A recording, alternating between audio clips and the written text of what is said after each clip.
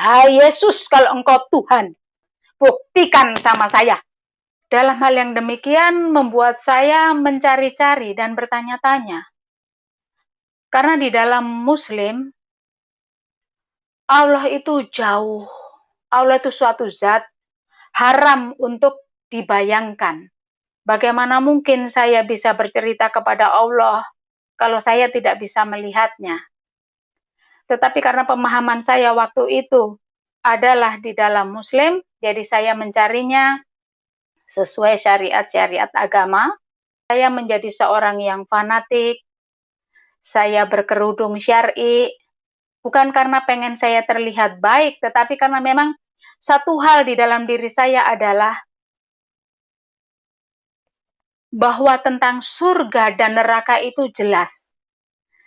Di dalam pemahaman akidah saya yang dulu, semuanya itu mudah-mudahan.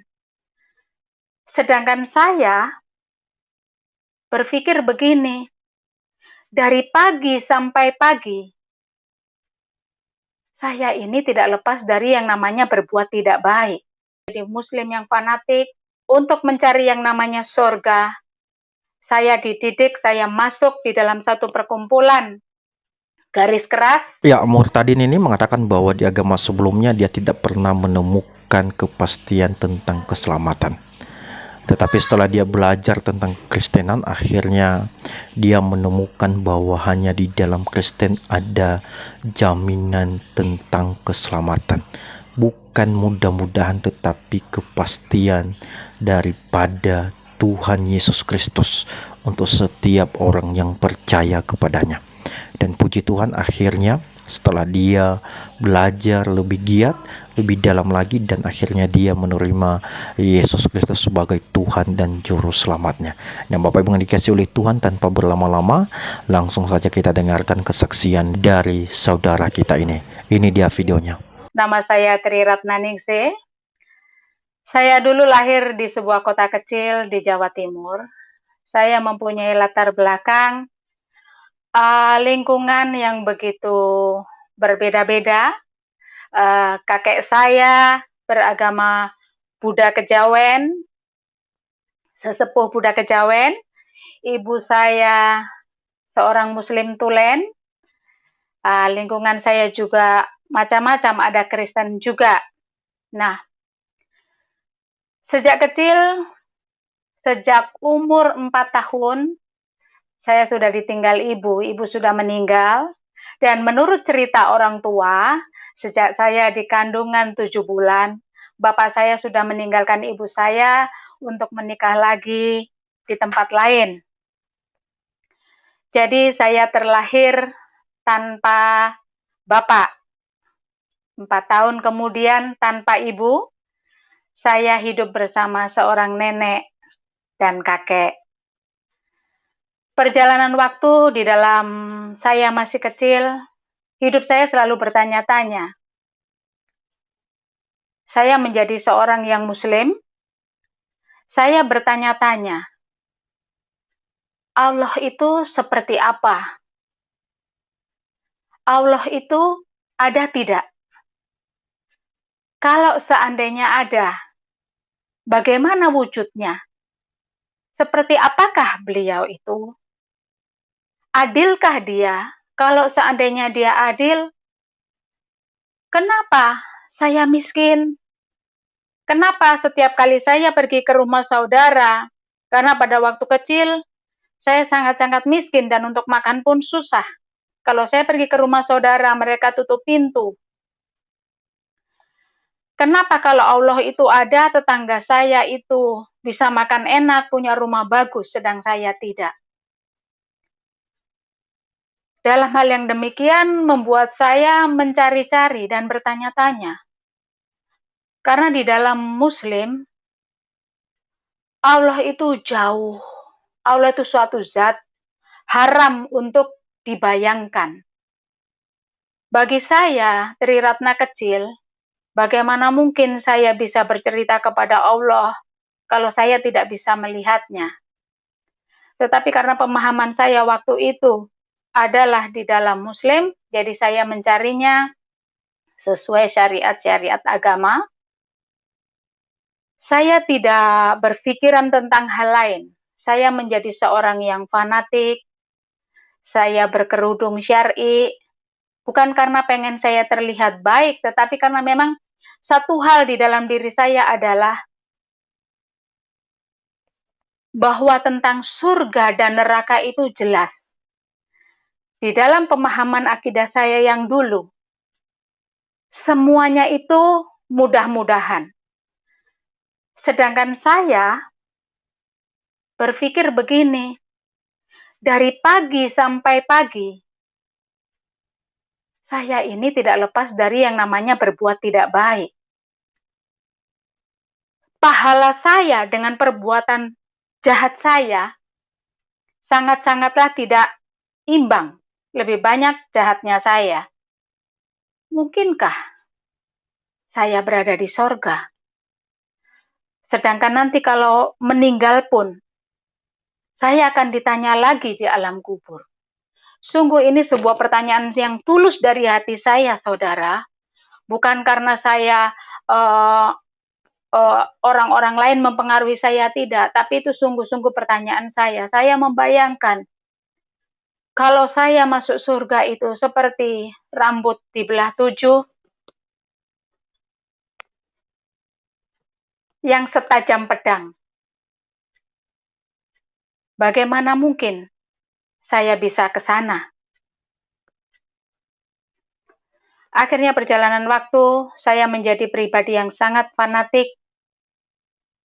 Saya terus mencari, dan saya terus mencari. Tahun 90, saya pergi dari kota kelahiran saya pergi ke kota lain. Di kota saya yang baru, maaf saudara, kepotong. Sebelum saya pergi, saya mengalami satu peristiwa yang begitu luar biasa dalam hidup saya, yang itu membuat hati saya pedih, sepertinya saya tidak punya masa depan, sepertinya harapan hidup saya sudah hancur, sehingga saya pergi ke kota lain, dan peristiwa itu saya simpan di dalam hati saya, hanya Allah dan saya yang tahu. Perjalanan waktu sampai saya besar, saya tetap menjadi muslim yang fanatik untuk mencari yang namanya surga. Saya dididik, saya masuk di dalam satu perkumpulan garis keras. Saya masuk dididik untuk menjadi laskar jihad. Bukan karena saya ingin memusuhi orang lain, tetapi saya ingin masuk surga. Tetapi hal itu tidak juga membuat hati saya tenang, tidak membuat hati saya damai, padahal semua syariat sudah saya lakukan. Akhirnya perjalanan waktu, saya kelelahan saudara, saya mengalami depresi yang luar biasa, sampai pada akhirnya saya menjalankan puasa penuh, saya melakukan seluruh akidah, ajaran, dan di tengah malam saya melakukan sholat tahajud. Dalam tahajud itu saya bertanya, ya Allah, jalan lurus yang benar yang bisa saya membawa saya ke surga itu, jalannya mana? Di dalam hati saya berkata begini saudara, kalau engkau mau masuk surga dan selamat, engkau ikut Yesus Kristus. Saya tidak percaya dengan begitu saja, buat saya itu suara setan. Tetapi esok hari, di jam yang sama, jam 1, jam 2, saya berdoa lagi. Ya Allah, jalan lurus yang membuat saya harus masuk surga itu, jalan mana? Kembali suara itu datang, saudaraku. Kalau engkau ingin masuk surga, engkau ikut Yesus. Saya tetap tidak percaya. Bagi saya, akidah saya yang dulu adalah harga mati. Tetapi saya esok hari yang ketiga, saya bertanya lagi, ya Allah, jalan lurus yang benar yang membawa saya ke surga itu, di mana? Suara itu kembali dari hati saya ini, saudara. Dari hati saya menggema. Saya seperti dilingkupi oleh kuasa yang saya tidak sanggup melawannya. Suara itu berkata dari hati saya, tidak menggema di ruangan, tapi menggema untuk saya, di dalam pikiran saya, berkata, kalau engkau mau masuk surga, engkau ikut Yesus. Akhirnya karena saya tidak tahan, saya berdiri, saya lipat semua mukena saya, semua saya lipat, saya rapikan, saya tantang. Hai Yesus, kalau engkau Tuhan, buktikan sama saya. Pagi hari, saya menelpon seorang teman saya yang beragama Kristen. Saya bilang sama dia, tolong dong antarin saya ke Pak Pendeta. Nah, teman saya kaget, tapi dia tidak bertanya-tanya. Akhirnya oke, janjian kami pergi ke pendeta. Kami belum pernah mengenal sebelumnya. Pada waktu saya bertemu dengan Bapak Pendeta ini, Bapak Pendeta ini tiba-tiba bercerita, saudara. Menceritakan kisah hidup seseorang. Dan yang dia kisahkan itu dalam hati saya dan pendengaran saya, yang saya tangkap, itu adalah kisah hidup saya. Sebuah kisah yang saya simpan rapat-rapat di kota kecil itu yang saya bawa pergi ke kota lain. Karena saya patah hati, saya tidak menemukan benar-benar kedamaian, Allah yang benar yang mana, saya sendirian. Nah, akhirnya saya bilang, saya berpikir begini, bukankah yang disembah oleh Bapak Pendeta ini Yesus Kristus? Sedangkan yang saya berjanji di dalam hati saya itu kepada Allah saya. Berarti, kalau saya berjanji kepada Allah dan Allahnya Bapak Pendeta ini dengar, berarti Allahnya Bapak ini ya Allah yang saya cari-cari. Berarti Yesus Kristus itu Tuhan. Akhirnya saya berkata kepada Bapak Pendeta, hari ini juga saya ikut Yesus. Tetapi Bapak Pendeta bilang, Ibu jangan, kami tidak mengkristenkan orang, katanya. Tidak, Bapak Pendeta, saya, oleh karena Yesus telah datang kepada saya dan meyakinkan saya ikut sendiri. Saudaraku yang perlu ketahui bahwa apa yang saya rahasiakan di dalam hidup saya, saudara, saat saya mengenang peristiwa ini, hati saya sedih, tetapi saya juga mau bicara kepada setiap saudara yang mendengar, kepada para wanita. Yesus Kristus adalah penyelamat. Yesus Kristus tahu segalanya tentang hidup kita. Saya pada waktu muda, saya diperkosa, saudara. Dan itu saya simpan seumur hidup saya. Dan ternyata, apa yang saya simpan, Yesus tahu. Disitulah saya bertekuk lutut. Saya bilang, saya pulang setelah ketemu Bapak Pendeta. Saya pulang. Di dalam kamar saya berkata, Yesus, mulai hari ini, tahun itu adalah tahun 1998. Mulai hari ini, saya menyerahkan seluruh hidup saya kepadamu, sebab saya tahu Allah yang saya sembah adalah Engkau. Dan Engkau menyatakan dirimu kepada saya yang saya cari seumur hidup saya. Seumur hidup saya akan mengiring Engkau. Seluruh anak cucu keturunan saya serahkan kepada Engkau. Dan sejak itu, saudara, hati saya damai. Hati saya damai. Saya merasakan damai. Tenang. Waktu saya berkata, saya mengiring Yesus. Karena saya adalah pribadi yang radikal, saya tidak menyembunyikan jati diri saya saat saya menerima Kristus dalam hidup saya. Saya berkata kepada tetangga-tetangga saya, pada waktu itu adalah bulan Ramadan. Anak saya masih kecil-kecil.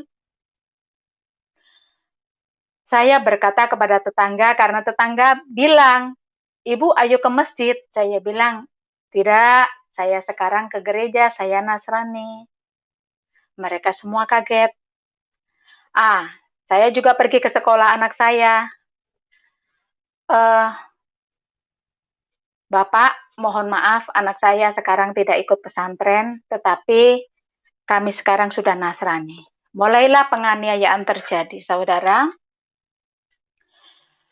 Bagi saya, waktu firman Tuhan berkata, supaya saya tidak malu mengakui Tuhan di hadapan manusia, supaya Tuhan Yesus juga tidak malu mengakui saya di hadapan malaikat dan Bapa, maka saya mengumumkan bahwa saya ikut Tuhan Yesus Kristus. Penganiayaan mulai terjadi dan firman Tuhan digenapi. Saat sore hari, saya dipanggil sama tetangga. Hari itu hari pertama bulan Ramadan.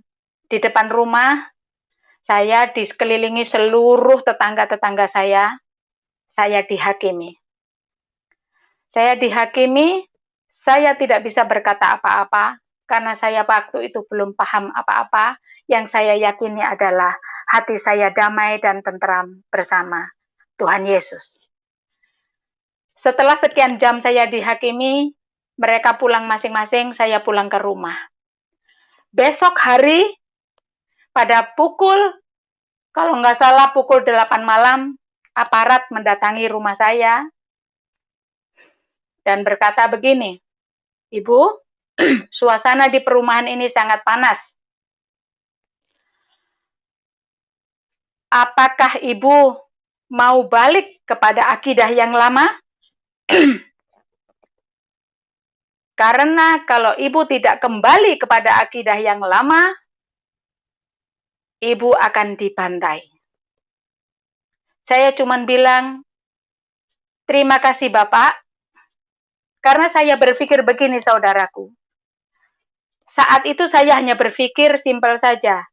Seandainya saya mati pun kali ini, saya masuk surga.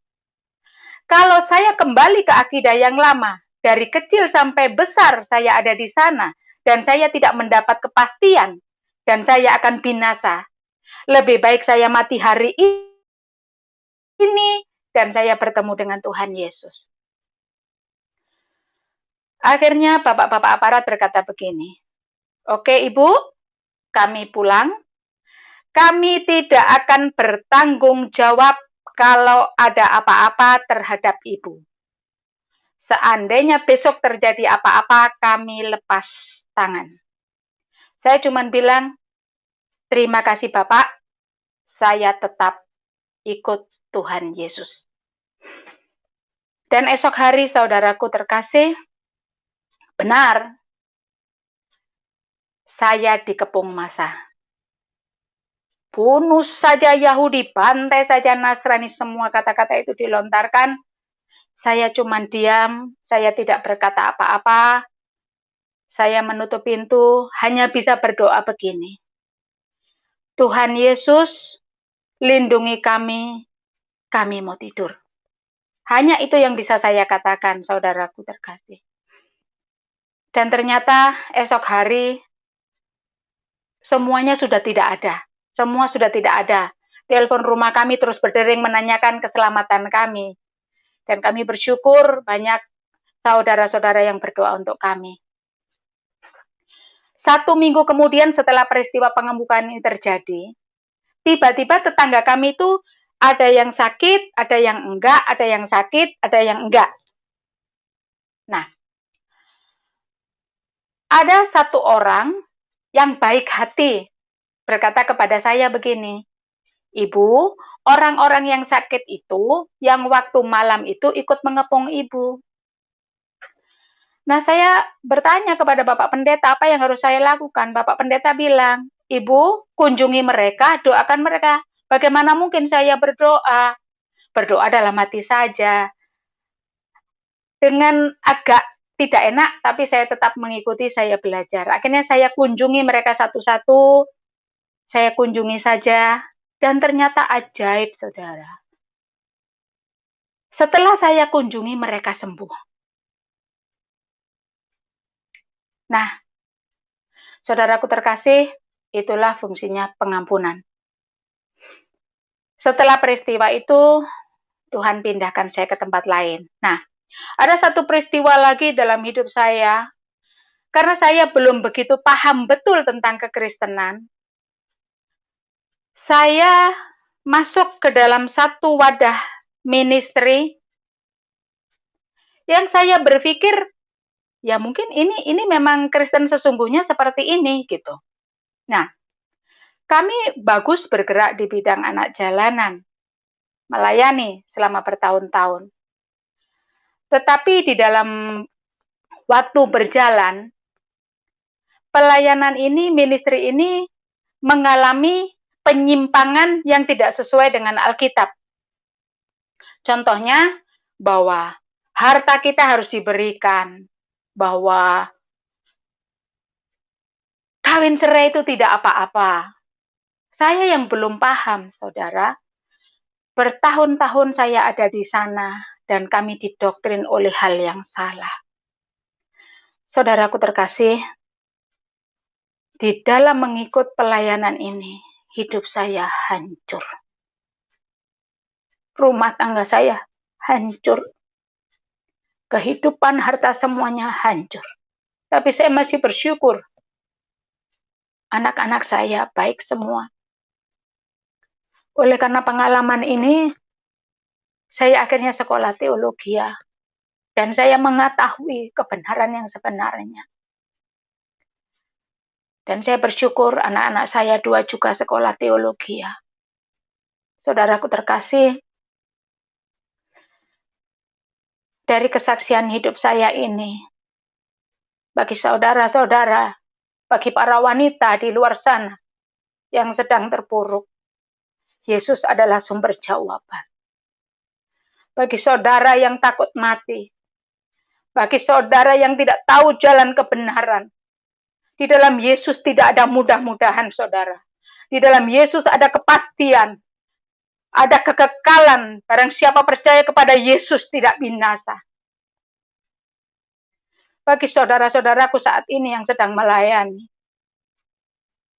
bahwa kita harus mengiring Tuhan dengan benar, sesuai dengan firman Allah, supaya jiwa-jiwa yang baru tidak disesatkan oleh pengajaran-pengajaran yang tidak benar, yang tidak sesuai dengan Alkitab, yang seperti yang saya rasakan, saudara. Saya baru mengalami kebangkitan 4 tahun yang lalu. Dari sejak awal itu saya mengiring Tuhan. Bagaimana saya dulu hidup dalam kesesatan karena ketidaktahuan akan Tuhan. Setelah saya mengenal Yesus, oleh karena kebodohan saya masuk di dalam ajaran-ajaran yang mengaku bahwa percaya Yesus, tapi ternyata itu tidak sesuai dengan Injil kebenaran. Demikian saudara kesaksian saya. Ya, benar sekali Bapak Ibu bahwa ketika kita menutup diri kita dari kebenaran itu sudah pasti kita tidak akan mendapatkan yang namanya keselamatan. Itulah yang dialami ibu ini ketika dia di agama sebelumnya, bahwa dia merasa di situ tidak ada kepastian tentang keselamatan. Dan akhirnya setelah dia belajar mendalami tentang firman Tuhan, dan akhirnya dia menemukan bahwa hanya di dalam Yesus ada kepastian tentang keselamatan. Sungguh luar biasa sekali Bapak Ibu, dan tentunya bagi kita semuanya, marilah kita terus belajar untuk memahami setiap firman Tuhan. Karena dengan belajar, dengan mendengarkan firman Tuhan, dari situlah iman itu akan tumbuh. Tetapi bagi orang-orang yang menutup dirinya, menutup telinganya, pura-pura buta, ya sudah pasti mereka tidak akan mendapatkan kebenaran yang sejati itu. Bapak yang dikasihi oleh Tuhan, saya percaya bahwa kita adalah orang-orang yang mau mengasihi Tuhan di dalam kehidupan kita dan mau membuka hati kita dan punya niat yang baik untuk terus belajar dan terus mengasihi Tuhan di dalam kehidupan kita. Bapak Ibu yang dikasihi oleh Tuhan, kiranya ibu ini semakin diberkati oleh Tuhan dan terus melayani Tuhan sampai Tuhan memanggil dia. Bapak Ibu yang dikasihi oleh Tuhan, terima kasih dan Tuhan Yesus memberkati kita. Amin.